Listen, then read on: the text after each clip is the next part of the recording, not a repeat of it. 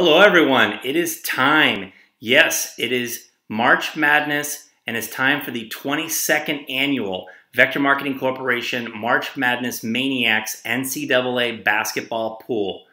Yes, people, I'll be monopolizing your news feed with some silly videos over the next 3 weeks. Just ignore them if you're not a basketball fan or aren't interested, and watch them if you want. We have a lot of people in our company and friends of our company participating in our pool. So these videos will highlight the people that do well throughout the pool and show the standings and some of the developments and things that are going on. We have many past champions expected to participate in the pool this year. Yes, last year's champion, Jacob Kinnemore, and the 2013 champion, Vance Pilkington, are both expected to take part once again this year. Both of them won, by the way, in their first ever attempt in our pool. So if you've never played, that's okay. There is a chance for you to win. You should play. We also have two-time champions like Scott Dennis and Chris Heigl, who should be in, both who are consistently prolific in their picks. We have fluke two-time champion Mike Schmidt, who's already in. And due to Syracuse vacating many of their victories, we are retracting Schmidt's pool championship from 2003 when Syracuse took it down. We also have our first ever two-time champion, Rebecca Flowers. Thank you, by the way, for the SMU hat that I received today. She won in 2004 and 2006, proving that you don't have to watch any games in order to be able to compete in our pool. You just have to understand which mascots are most fierce, like, for example, Huskies and Yellow Jackets and Gators and Bruins, who made the Final Four when Rebecca won the pool. And you also have to have an eye for which colors are the most attractive. Rebecca loves that powder blue of UCLA. Now, Kathleen Woods has also used such methods to win the pool. She's a former champion who will be participating. She won in 2008, expected to be back in. She hates teams with blue, so watch out for Arizona and Notre Dame in Kathleen Woods' bracket. Bruce Goodman is in, of course. He's also a former champion. He is making what has amounted to be his annual donation since his victory way back in 1998. When we only had about 40 people participating in the pool back then. Ditto for Earl Kelly, who, by the way, won in 1996. We have Darren King making a triumphant return to the pool this year after a nearly 20-year absence. We have even Chris Cooper and Jeff Nostradamus Nixon have entered the pool once again and are looking to become two-time champions. We also notably have zero-time champion Dan Cassetta participating in the pool. Yes, I must say I've never won, but I feel great about my picks this year. This could be the time. I'll tell you who won't be in. The Drunk Monkeys. Yes, the Drunk Monkeys will not be in. That is a term coined by Adam Sobieski to describe some former friends of ours. I had to delete a few of them from our group because the simple view of certain names in print currently makes me want to retch. But I digress. Here are a few things I do know. One thing I do know is that Chris Heigl will be scrambling at about 12 noon Eastern time, trying to get his ballot entered just as the deadline looms, and that Larry Manley probably will not be able to figure it out and probably won't be in, even though his name appears in our pool standings. You'll probably see a little red square next to his name indicating the brackets did not get in. Please don't call me on Thursday morning trying to figure out how to get into the pool. I will sleep peacefully on Thursday morning until 8:59 a.m. so that I'm ready for a marathon day on the first day of the games. Chris Heigl, Jeff Bry, and John Kane will probably all have their hopes riding on Michigan State in the pool. And we'll see what happens with that. They always seem to pick Michigan State. Of course, two of them are from Michigan, and one of them inexplicably seems to pick Michigan State all the time. We also know one thing about is that Jackie Miyazaki, who always seems to start out strong, may be able to actually compete all the way to the end of the pool this year because her bracket will not be derailed by her faith in Syracuse. Yes, the Orange are not in the pool this year. They're out, and so Jackie probably has a chance to do some damage. Rules of the pool. The opening round games don't matter. Pool starts with a round of 64 on Thursday. Scoring is 1, 2, 4, 7, 10, 15. So 1 point for every Thursday-Friday game you get right, which should be called the first round if the NCAA stopped trying to swim upstream with their names. And then 2 points for every game on Saturday, Sunday, 4 points for every game in the Sweet 16 that you get correct, advancing to the Elite Eight. 7 points for every team you get correct in the round of 8, advancing to the Final Four. 10 points for each of the 2 finalists that you get right, and 15 points if you get the champion correct. The leader after the round of 32 will get paid. Last year, this was about $200. The top 8 at the end of the pool will also get paid, the Elite 8, and the winner last year got $1,200. I will smack on those people whose picks are completely embarrassing. So if you can't handle a little bit of ribbing in the spirit of fun, then feel free to pass on entering. I will also enter myself and Phoebe for free for my time making videos, dealing with deadbeats, and administering the payments at the end. Once again, if you object to that, please do not enter. All right? Do not worry. Phoebe did not watch any games, and she feigns paying attention when I tell her stuff about it. And she'll probably resort to the let Kiana pick a hat or a card strategy for making many of her picks. There is, by the way, one first-round matchup where I own both of the hats. It is Oregon and Oklahoma State.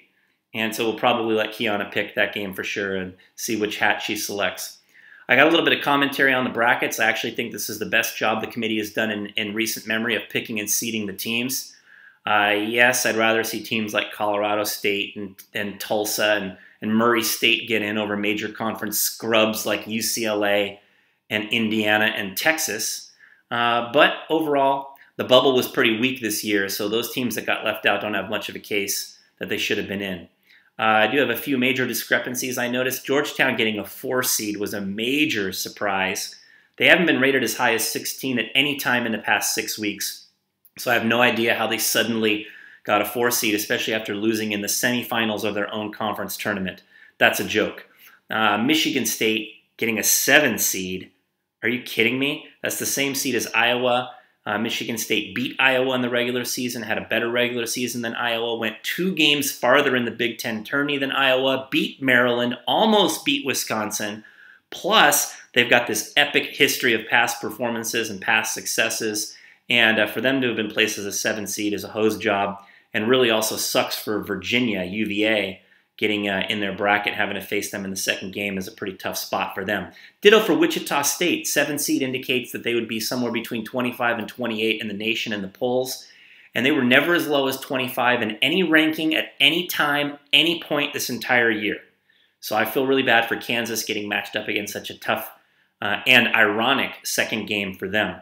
Northern Iowa also got no love by being a 5, but ultimately the only real difference between a 4 seed and a 5 seed is what color uniforms they wear when they play each other. Oh, oops. I think I just ruined one of my own all-time favorite sucker bets right here. You know, when we say always bet on white in the NCAA tournament, we're talking about the color of their uniforms, people. Yes. If you make the mistake of picking the team with the most white boys, then you'll probably end up losing. See the BYU Bollanders last night as a perfect example. They suck, by the way. BYU's loss, by the way, does not make Gonzaga look very good. Of course, BYU beat Gonzaga this year at Gonzaga. Gonzaga is in Duke's bracket. Iowa State is a tough number 3 in that bracket. But the 4 and the 5 are pretty weak. SMU could be a threat. But no one else looks pretty scary there. It looks like an easy ride for Duke to the regional final where they'll face either Gonzaga, Iowa State, or SMU. We also have Villanova's bracket, which looks a lot tougher. UVA is in there. God, where's my who's hat? Oh, here's my who's hat. Woo! UVA is in there. Oklahoma is tough. Louisville, of course, has Pitino. Northern Iowa is strong. Michigan State. NC State could be a tough number 8. That's a tough bracket. In the West, Wisconsin and Arizona appear to be headed for an epic regional final, and I can't wait to see how that one unfolds. Kentucky, of course, looks very strong.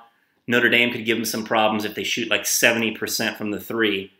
Kansas getting no love in anybody's brackets or any of the expert picks I've seen so far. They should be favored over Notre Dame. They're a 2 seed, but it seems like a lot of people are picking Notre Dame to get out of that quadrant. And, of course, Kansas did lose to Kentucky this year by 32 points, by the way. And while Kentucky is awesome, the odds of them winning their region, then getting by Wisconsin or Arizona, then winning the final has to be a little bit lower than 50-50.